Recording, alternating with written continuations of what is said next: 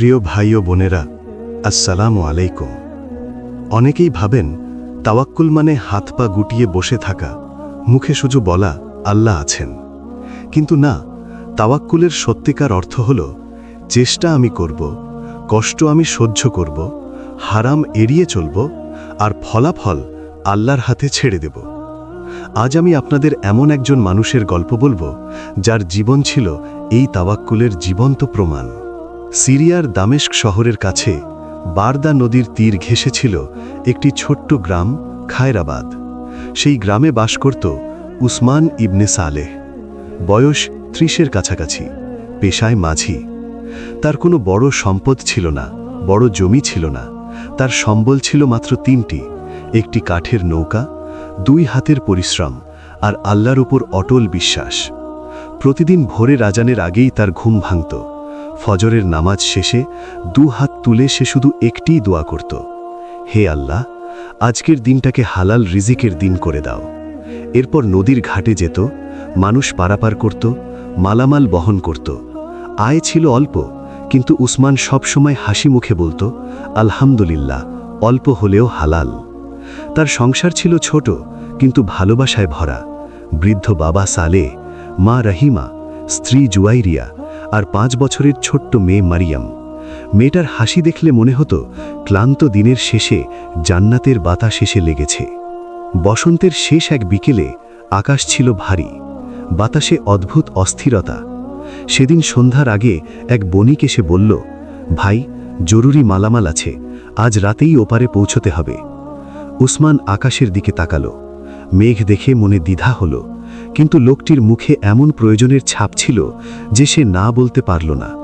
লোভে নয়, মানুষের দরকারে সে রাজি হলো। নৌকা ছাড়ল।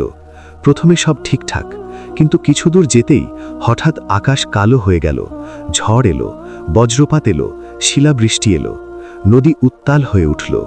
ঢেউ একবার ডান থেকে একবার বাম থেকে আছড়ে পড়তে লাগল। তারপর এক প্রচণ্ড ঢেউ এসে নৌকা উল্টে দিল। ঠান্ডা পানি এক ঝটকায় উসমানকে ডুবিয়ে দিল। বণিক চিৎকার করছিল। উসমান প্রাণপণ চেষ্টা করে লোকটিকে শান্ত পানির দিকে ঠেলে দিল, কিন্তু নিজের শক্তি ততক্ষণে শেষ। স্রোত তাকে টেনে নিচ্ছিল।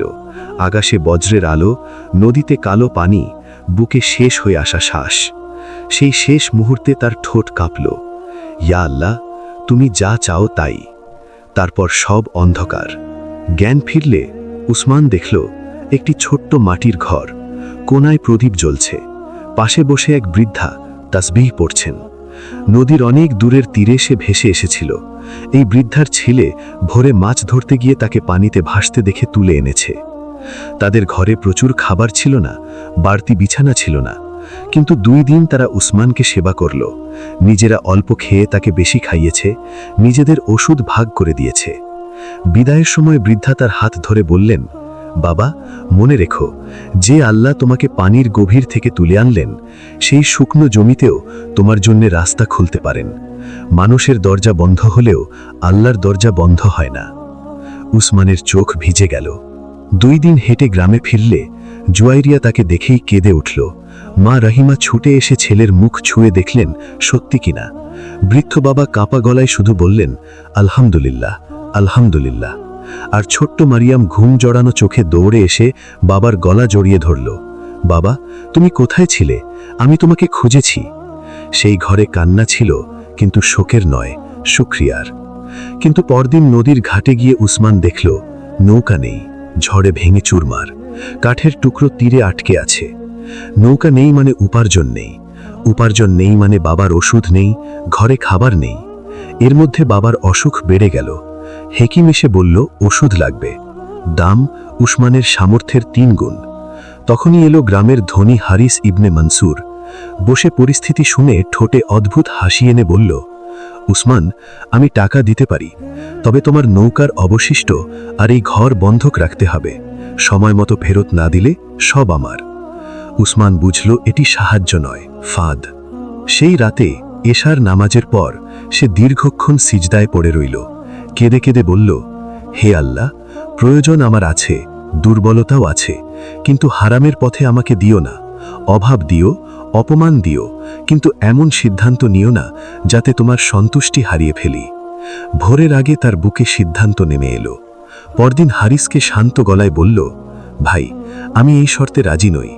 আল্লাহ যদি চান অন্য রাস্তা খুলবেন। হারিস তাচ্ছিল্যের হাসি দিয়ে চলে গেল। উসমান মনে মনে বলল, পথে বসলেও যেন তোমার সীমার বাইরে না যাই, ইয়া আল্লাহ। দিন কঠিন হল। ঘরে আটা ফুরালো। মারিয়াম একদিন চুপচাপ বসে রইল। বাবা এলেও ছুটে এলো না। কাছে গিয়ে জিজ্ঞেস করতেই জুয়াইরিয়া আসতে বলল, ও ক্ষুধার কথা বলতে চাইছে না, ভাবছে তুমি কষ্ট পাবে। এই কথাটি উসমানের বুকে ছুরির মতো বিঁধল। সেদিন আসরের পর সে নদীর তীরে গেল। সূর্য ডুবছে, আকাশে কমলা আর ধূসর রং মিশে গেছে। সে অজু করল, খোলা আকাশের নিচে দুরাকাত পড়ল, তারপর সিজদায় ভেঙে পড়ল। চোখের পানি মাটিতে পড়ল, ঠোঁট কাঁপতে কাঁপতে পড়ল, রাব্বি ইন্নি লিমা আনজালতা ইলাইয়া মিন খাইরিন ফাকির। হে আমার রব, তুমি আমার প্রতি যে কল্যাণ নাজিল করবে, আমি তার মুখাপেক্ষী। ঠিক সেই মুহূর্তে পেছনে পায়ের শব্দ। এক মধ্যবয়স্ক লোক, পরনে সাদা পোশাক, চোখে প্রশান্তি। আপনি কি উসমান মাঝি? জি। আমি ইয়াহিয়া ইবনে আলী, দামেস্ক থেকে মিশর পর্যন্ত বাণিজ্যিক কাফেলা নিই। আমাদের মাঝি অসুস্থ, গ্রামের কয়েকজন আপনার নাম বললেন। উসমান অবাক হয়ে বলল, কিন্তু আমার তো নিজের নৌকাই নেই। ইয়াহিয়া হাসলেন, নৌকা আমার আছে, আমার প্রয়োজন মানুষ যে নদী চেনে আর যার হাতে আমানত নিরাপদ। উসমানের গলা শুকিয়ে গেল। মাত্র কিছুক্ষণ আগে সে সিজদায় কাঁদছিল, আর এখন আল্লাহ তার সামনে দরজা খুলে দিলেন। মাথা নিচু করে বলল, আলহামদুলিল্লাহ, যদি উপযুক্ত মনে করেন চেষ্টা করব। সেই সন্ধ্যায় বাড়ি ফিরে বাবার ওষুধ কিনল, মারিয়ামের জন্য মধু আনল। জুয়াইরিয়া অশ্রু ভেজা চোখে বলল, দেখেছ, আল্লাহ দেরি করলেন কিন্তু ছেড়ে দেননি। কাফেলার যাত্রা দীর্ঘ ছিল, কঠিন ছিল। এক রাতে নোঙর করে বিশ্রামের সময় উসমান শুনতে পেল দুই রক্ষী ফিসফিস করে পরিকল্পনা করছে, রাতে মূল্যবান মালামাল নিয়ে পালাবে। উসমানের সামনে কঠিন পছন্দ। চুপ থাকলে সে নিরাপদ, কিন্তু ইয়াহিয়া তার উপর ভরসা করেছেন, এই পণ্য তার আমানত। সে দেরি করল না, ইয়াহিয়াকে জাগিয়ে সব জানালো। দুই রক্ষীকে হাতে নাতে ধরা হলো। ভোরে ইয়াহিয়া সবার সামনে বললেন, আজ রাতে এই কাফেলার মালামাল নয়, আমার বিশ্বাস বেঁচে গেছে, আর যিনি তা রক্ষা করেছেন তিনি উসমান। উসমান মাথা নিচু রাখল। সে জানত প্রশংসা মানুষকে বড় করে না, পরীক্ষা করে। যাত্রা সফল হলে ইয়াহিয়া বললেন, উসমান, আমার কাফেলার নদীপথের স্থায়ী দায়িত্ব তুমি নেবে? উসমান ধীরে বলল, ইনশাআল্লাহ, যদি আল্লাহ তাওফিক দেন। বছর গড়ালো। উসমানের সংসারে স্বস্তি এলো। নতুন নৌকা হলো, বাবার চিকিৎসা হলো, মারিয়াম বড় হলো। কিন্তু উসমানের ভেতরে এতটুকু অহংকার এলো না। সে ভোলেনি কয়েক মাস আগে ঘরে খাবার ছিল না, ভোলেনি নদীর ধারে সিজদায় কেঁদেছিল। প্রতি সপ্তাহে গরিব পরিবারে খাবার পাঠাতো, কেউ অসুস্থ হলে গোপনে সাহায্য করত। একদিন সেই হারিস, যে একসময় তাকে ফাঁদে ফেলতে চেয়েছিল, নিজেই বিপদে পড়ে উসমানের দরজায় এলো, চোখ নামানো, গলা কাঁপছে। উসমান তাকে ভেতরে বসালো, পানি দিল, খাবার দিল। তারপর শান্তভাবে বলল, ভাই, যা প্রয়োজন ইনশাআল্লাহ দেব। কোনো বন্ধক নেই, কোনো সুদ নেই, কোনো শর্ত নেই।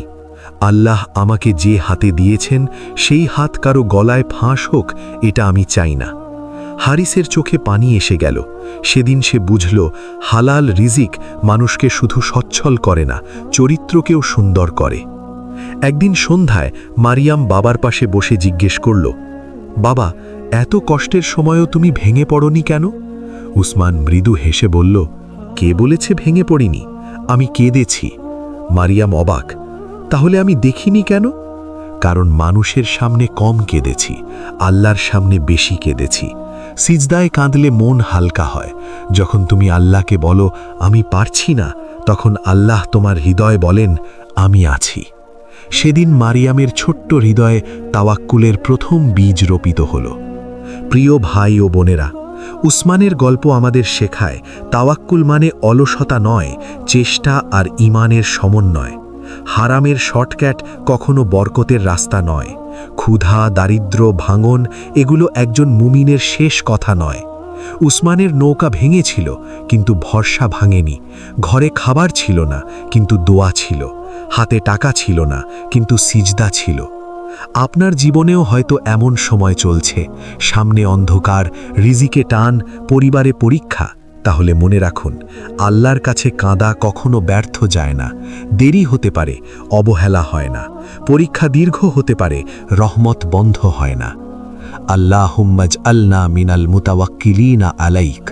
হে আল্লাহ, আমাদেরকে তোমার উপর সত্যিকার ভরসাকারীদের অন্তর্ভুক্ত করো। আমিন।